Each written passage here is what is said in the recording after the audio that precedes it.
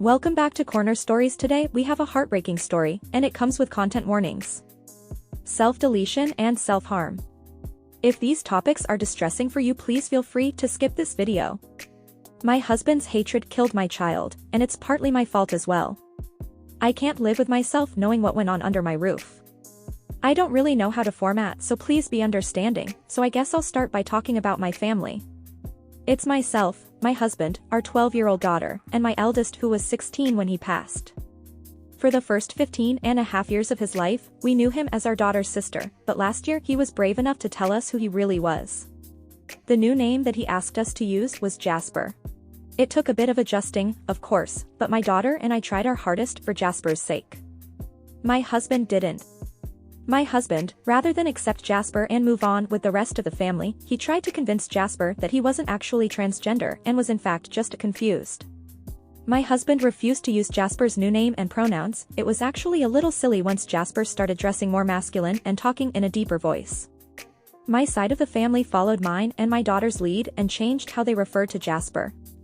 My husband's side of the family followed my husband's lead, and this devastated Jasper because he'd previously been very close with his relatives on that side. He tried to get me to agree to send Jasper to a therapist from a friend's church who claimed to be able to cure gay children and get rid of their delusions. I refused, and my husband was furious with me, but I stood my ground because I've heard horror stories about what happens to kids whose parents tried to cure them. He showed me articles from crackpot websites that claimed that being transgender was some sort of social disease, that Jasper was only the way he was because of his friends and his teachers. At that point, 6 months after Jasper came out, I was ready to divorce my husband. Then, Jasper went out one night and didn't come home. We got a call from the police around 5 in the morning, who had found Jasper's body on the interstate. We found out later that he jumped off an overpass and passed on impact. I found a suicide note on his desk, which said, directed at my husband, "I hope you're happier now that I'm gone and you don't have to deal with me anymore." I packed my bags and went to stay with my parents that very moment.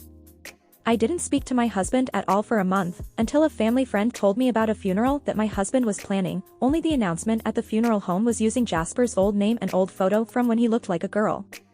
I asked my parents to let people know that the real funeral would be held at a different funeral home at a different time, as I was in the process of planning. I didn't have the energy to deal with my husband at that point.